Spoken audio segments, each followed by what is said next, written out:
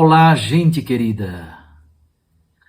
Hoje é sábado, dia 7 de janeiro. Nós estamos no tempo do Natal, antes da Epifania. Neste final de semana, neste domingo, celebramos a solenidade da Epifania do Senhor. E na segunda-feira, dia 9, a festa do batismo de Jesus, concluindo assim o ciclo do Natal.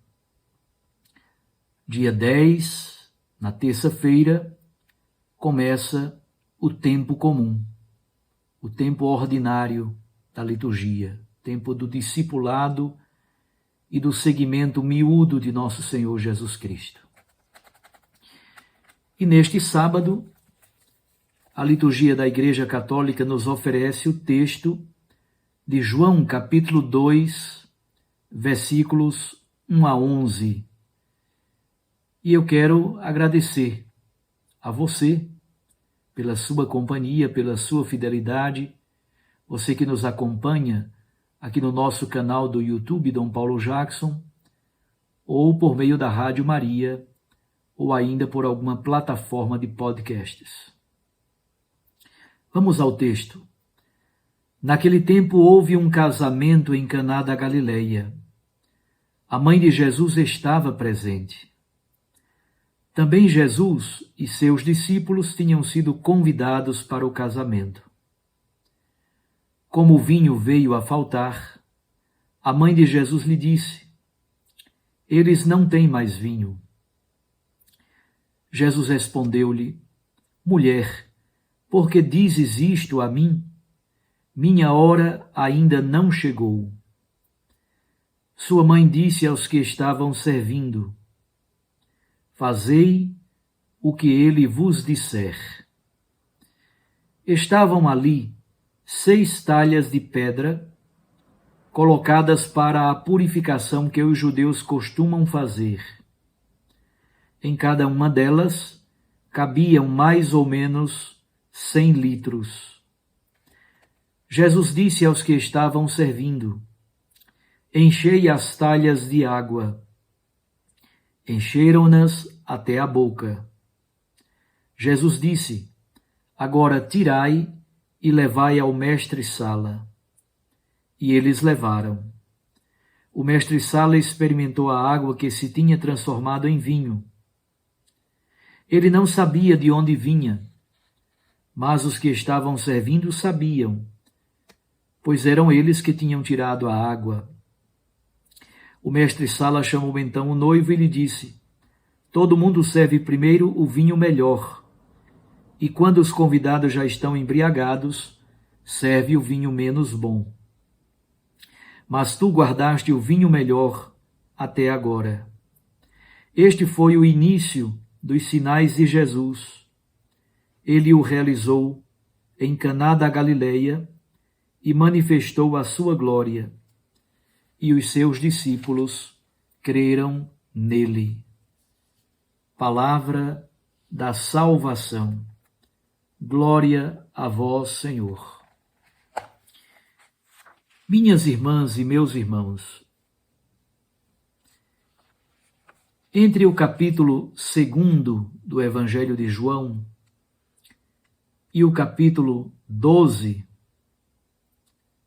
há 7 sinais que são narrados pelo evangelista.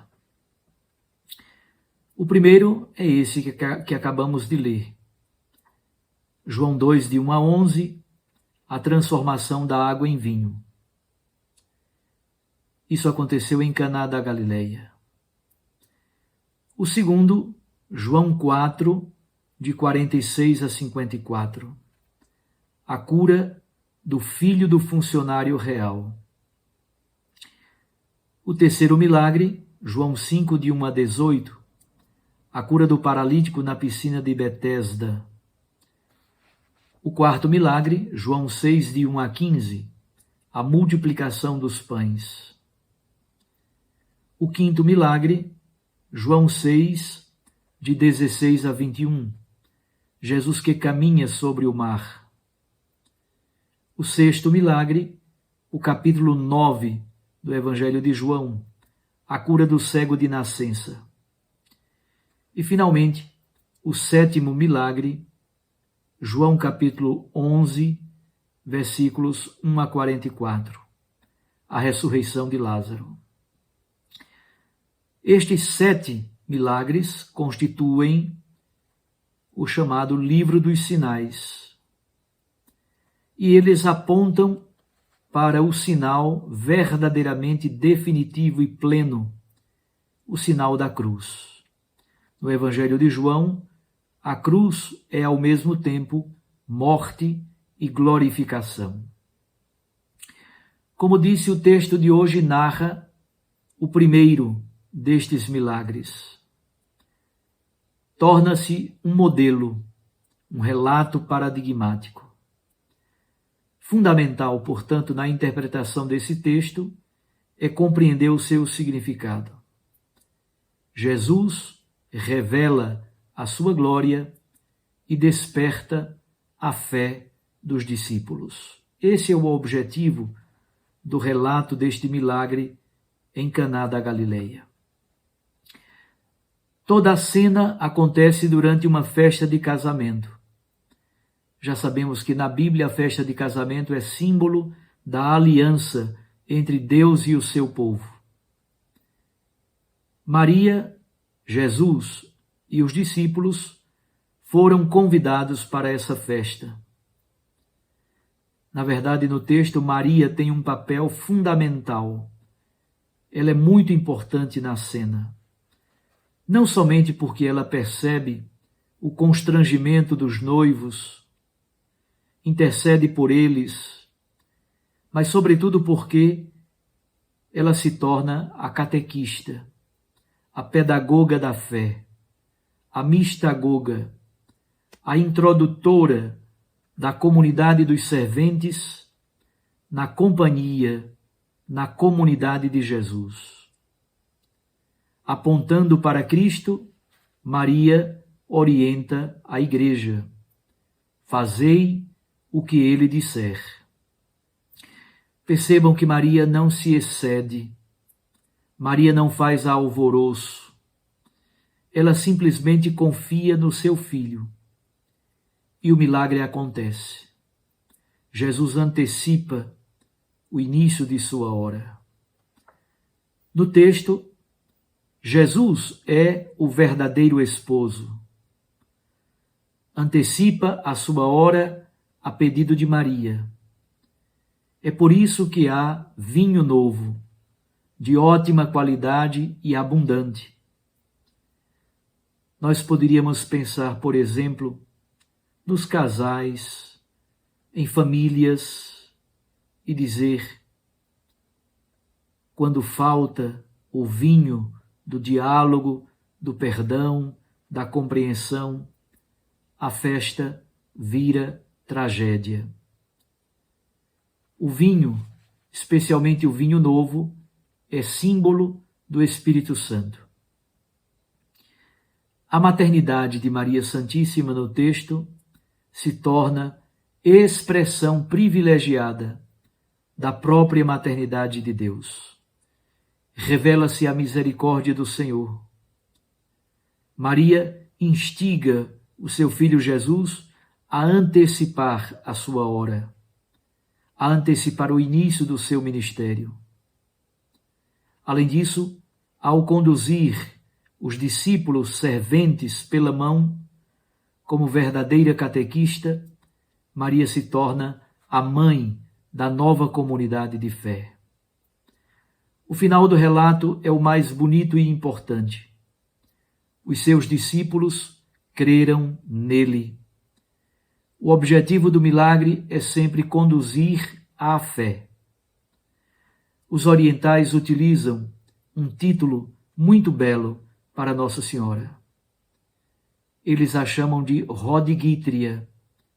Rodigítria significa aquela que aponta o caminho. Ela aponta o caminho. E o caminho não é outro, é Jesus Cristo. Ela é a mãe solidária, a mãe sensível, a mãe que se identifica com a dor e o sofrimento dos seus filhos. E Jesus é o esposo desta nova e definitiva aliança, selada pelo seu sangue derramado na cruz. E nós sabemos que na celebração da Eucaristia, o sangue de Jesus derramado na cruz é presentificado no vinho consagrado. Então percebam que nessa festa de casamento há muito vinho novo e Jesus esposo que refaz aliança com a sua comunidade, conduzindo os seus discípulos, por meio de Maria, à experiência da fé. Um grande abraço a vocês. Fiquem com Deus e com sua Mãe Maria Santíssima. Eu os abençoo em nome do Pai, e do Filho, e do Espírito Santo.